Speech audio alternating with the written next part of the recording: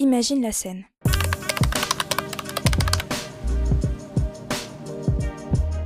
Tu vas au cinéma au début des années 1900.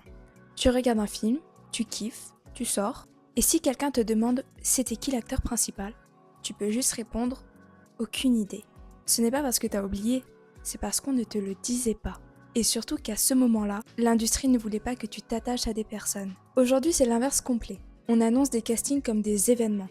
On met des noms en énorme sur les affiches, et parfois on va voir un film sans même connaître l'histoire, juste parce qu'on sait que lui ou elle est dedans.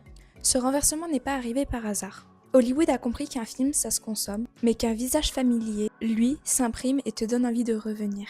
Et c'est là que commence le vrai sujet. Hollywood n'a pas simplement rendu des acteurs célèbres, il a inventé une méthode pour transformer un acteur en rendez-vous, puis en habitude, puis en obsession. Et quand tu comprends comment cette méthode s'est mise en place, tu vois que ce n'est pas juste une histoire de cinéma, c'est une histoire de contrôle, de désir et d'attachement fabriqué. Au début, le cinéma se vend comme une attraction. Tu viens voir une scène impressionnante, une poursuite, une idée visuelle, un gag, quelque chose de nouveau. Mais tu ne viens pas retrouver quelqu'un comme on le fait aujourd'hui. L'acteur dans cette logique n'est pas une figure publique. C'est un élément du film au même titre qu'un décor ou d'un costume. Et surtout, les studios ont une raison très concrète de cacher les acteurs. Une star, c'est dangereux. Dès qu'un acteur devient désiré du public, il se rend compte de sa valeur. Il commence à négocier, il commence à choisir, et il commence à devenir plus important que le studio lui-même. Et là, tu casses la machine. Les patrons veulent contrôler les films, les contrats, les salaires, l'image et même la narration autour de leur production. Donc le plus simple, c'est d'éviter que quelqu'un prenne trop de place. Sauf que le public n'a pas besoin d'un nom pour s'attacher, parce qu'un visage suffit. Même si tu ne sais pas comment il s'appelle, tu reconnais la manière de bouger, le regard, la voix, l'énergie, et tu commences à revenir en disant « Je veux revoir celui-là, je veux revoir celle-là ». Elle dégage un truc, lui me fait rire. Et à ce moment-là, Hollywood comprend une vérité un peu gênante. Parfois, ce n'est pas l'histoire qui te fait revenir, mais c'est la sensation de retrouver quelqu'un. Là, les studios ont un choix, et c'est vraiment un tournant. Soit ils continuent de cacher les acteurs, et ils laissent le public se fabriquer ses propres idéoles, dans le bouche à oreille, dans les rumeurs, dans la presse, dans les on dit que, soit ils prennent le contrôle du phénomène, et ils transforment cette curiosité en stratégie.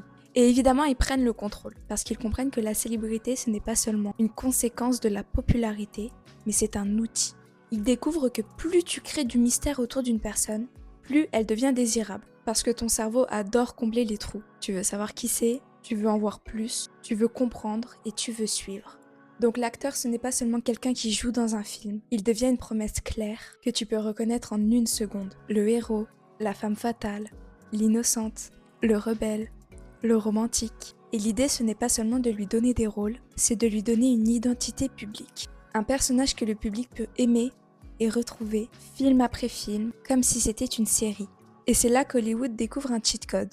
Une star peut porter un film, même si le scénario est moyen, même si le concept est déjà vu, même si tu ne serais pas venu pour l'histoire. Tu viens parce que tu as confiance dans le visage, parce que tu veux retrouver cette énergie et parce que tu sais à l'avance ce que tu vas ressentir. Ce qui est fascinant, c'est que Hollywood ne laisse pas une star apparaître, il la construit. On travaille le nom pour qu'il soit mémorable, on travaille le look pour qu'il soit cohérent, on travaille la manière d'être filmé parce qu'une star doit être reconnaissable même à distance, même dans une silhouette, même dans un seul plan. Et au bout d'un moment, tu comprends que la star, ce n'est pas juste être talentueux ou être beau, c'est devenir une forme de symbole, comme une marque, sauf que la marque est humaine. Tu vois le visage et tu ressens déjà quelque chose, avant même que l'histoire ne commence. Le but, c'est que tu n'aies plus besoin d'arguments compliqués pour acheter ton billet. Tu dois te dire presque automatiquement « Ah, lui, je l'aime bien » ou « À elle, ça m'intrigue ». Et quand le public commence à réagir comme ça, le film devient parfois un simple véhicule, parce que la vraie marchandise, c'est l'attachement.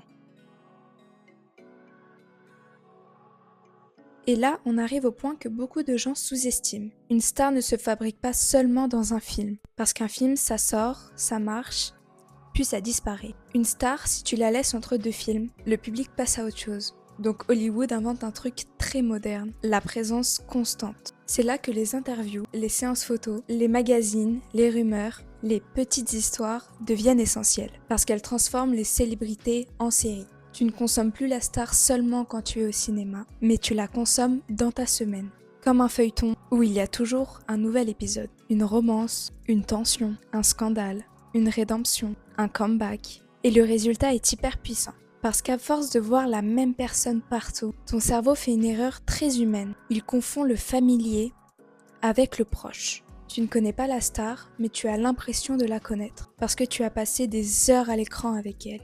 Et parce que tu as vu sa vie racontée comme une histoire continue. Et Hollywood comprend que ce sentiment-là vaut de l'or. Parce qu'un public attaché, c'est un public fidèle. Et un public fidèle, c'est la base de toute industrie. Sauf qu'il y a une conséquence logique à tout ça. Si tu vends une star comme un mythe, tu dois protéger le mythe. Parce que la réalité est imprévisible et parfois décevante. La réalité fatigue, craque, fait des erreurs, dérape. Et dans un système où l'image rapporte de l'argent, chaque détail peut devenir un problème. Donc Hollywood cherche à contrôler, pas seulement les films, mais aussi l'image publique, ce qui se dit, ce qui circule, ce qui se voit. Et c'est là que tu comprends que le star system, ce n'est pas juste de la gloire, c'est aussi une cage. Plus tu es vendu comme une icône, plus on attend de toi que tu sois cohérent, également vendable. Et puis, on te retire le droit d'être banal. Et c'est pour ça que l'histoire des stars est fascinante, parce qu'elle est à la fois glamour et à la fois un peu triste. On adore l'icône, mais l'humain derrière doit porter cette icône tous les jours. Quand tu prends du recul, tu vois que Hollywood a inventé une recette qui dépasse le cinéma. Parce que c'est la même logique qu'on retrouve partout aujourd'hui. Rendre un visage reconnaissable, lui construire une histoire continue, créer de l'attachement et transformer cette attache en fidélité. Et c'est pour ça qu'on peut être attiré par un film avant même de savoir de quoi il parle. On voit un nom, on voit un visage et on a déjà l'impression de savoir ce qu'on va ressentir. Comme un rendez-vous qu'on accepte parce qu'on connaît la personne. Donc la prochaine fois que tu verras une affiche où le nom prend plus de place que le titre, pose-toi juste une simple question. Est-ce que tu veux voir le film ou est-ce que tu veux juste revoir quelqu'un ?